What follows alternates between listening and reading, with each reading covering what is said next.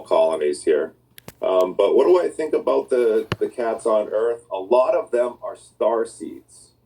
Um, the Irma will go into immersion and incarnate as literally cats, big cats and house cats. My cat here is even in an immersion pod. Wow. Well, what can you tell us about the galactic history and how races came to Earth? Okay, so about a million years ago, uh, the felines and the space humans were living in peace in the on the planet Lyra, in the right around Vega star system, and then the reptilians invaded.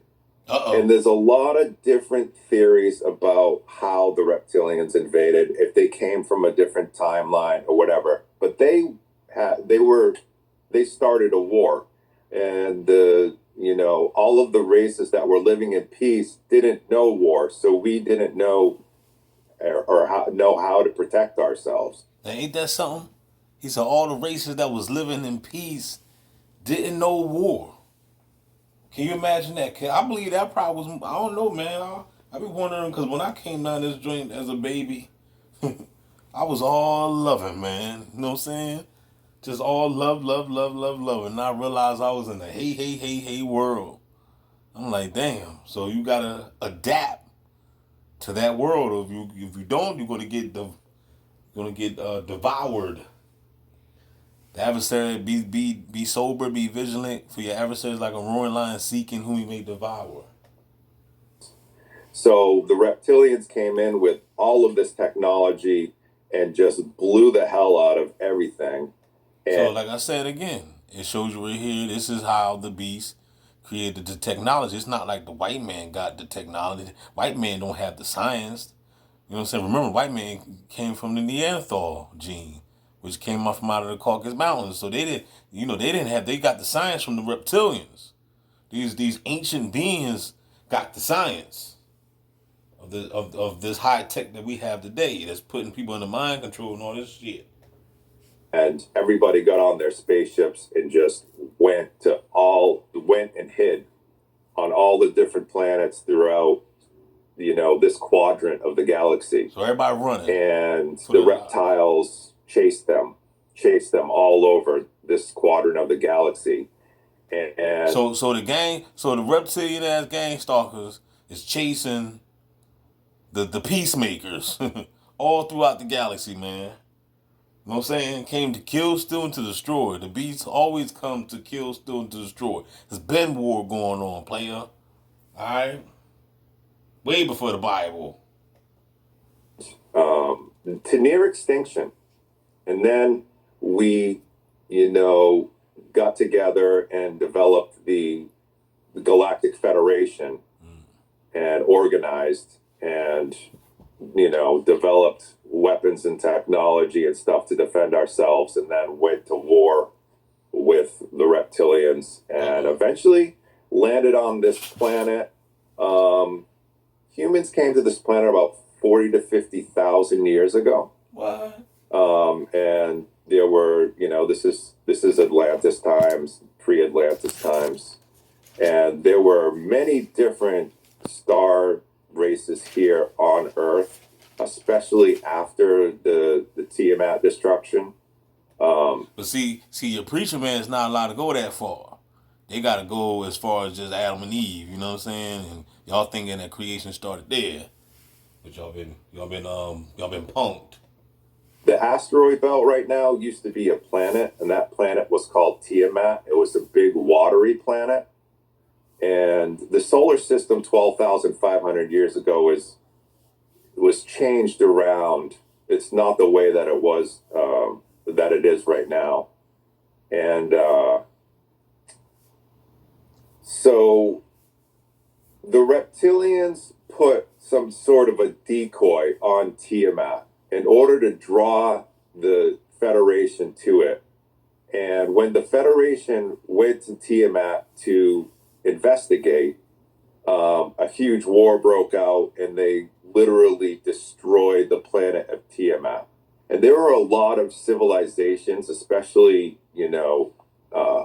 under the sea civilizations, on Tiamat, and the reptilians specifically wanted to destroy this planet to get to the black goo. Before you go on, what is the black goo? Cracks in the fissures of the crust and creates oil, but then it crystallizes and then it creates the black goo. There's some sort of a chemical transition that happens to become like a hydrocarbon.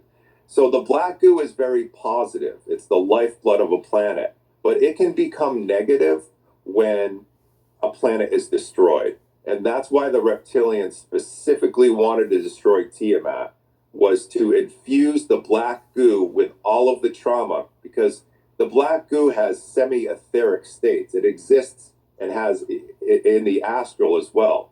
So it's connected to all of the souls on the planet. So if all of the souls on the planet go through some horrible, catastrophe, the black goo is infused, it becomes negative. Well, when the planet was destroyed, the water from Tiamat, and this is how the Great Flood happened, the water broke through and landed on Venus and on Earth, and the water and the black goo landed on Earth and made deposits there. And the governments have been mining this black goo and extracting it for certain secret space programs and stuff like that. But that's how the black goo becomes negative, and it's used for a variety of nefarious dealings. Are the reptilians still around? Oh, yeah.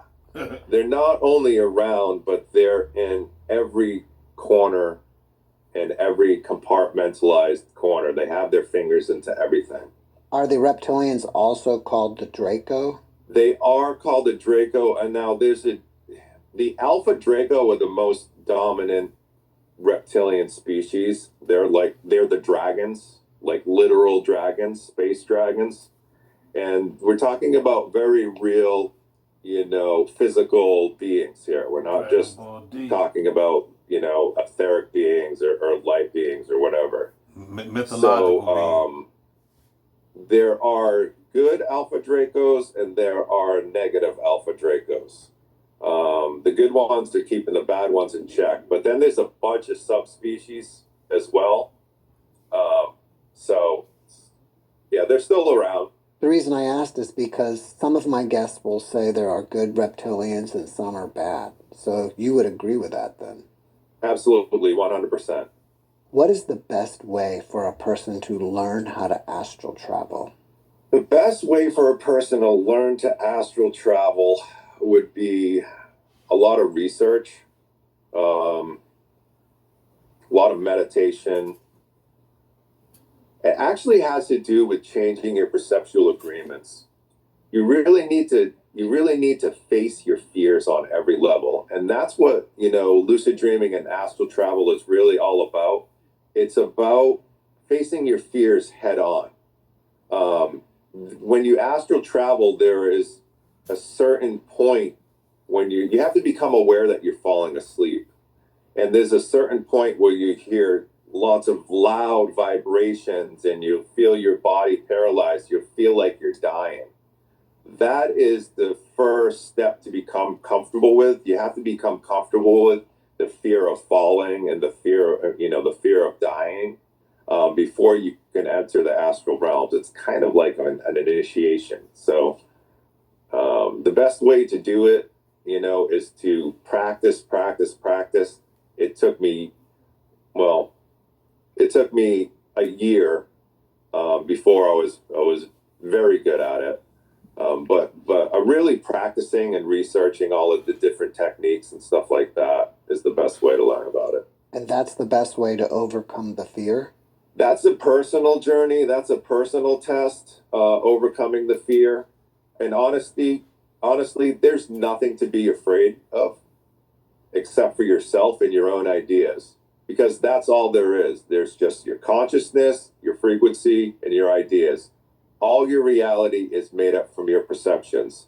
So if you don't really want to face your traumas, you don't really want to face your fears, then astral travel is and lucid dreaming is not for you. During your astral traveling, have you been to the halls of Amenti or the Akashic records? The halls of Amenti and the Akashic records, no, not specifically. I don't exactly subscribe to the idea of either of those things, although people have reported that they've been there, and I believe that they're real for them. I just kind of tap into the ether and get an inner knowing or knowledge that way. Some people call that the Akashic records, but I've never been to a specific place where it has a whole bunch of records. In fact, I think that people are being manipulated by it, because it's like when you die and you go to heaven or you go towards the light and you have that whole life review, they're using that, the archons are using that to trap and recycle souls on Earth. There's a barrier called the Van Allen bands around Earth, and that even exists in the astral. You have to have a high enough frequency to break through that in order to be free after death. Since your real self, if that's the way you could just... And the light, and you have that whole life review. Hold on, y'all. We're gonna play one more time before I run out. Hold on, I'm running out of seconds. Hold on, play it again. Go to heaven, or you go. I think that people are being manipulated by it, because it's like when you die and you go to heaven or you go towards the light and you have that whole life review, they're using that, the archons are using that to trap and recycle souls on Earth. There's a barrier called the Van Allen bands around Earth, and that even exists in the astral. We do not ask for the lives we are given, but each of us has the right to defend that life. I have fought to defend mine, and when the forces of darkness return, you shall know that I am out there, fighting to defend yours. I, descender of the demon horde. I, my father's son.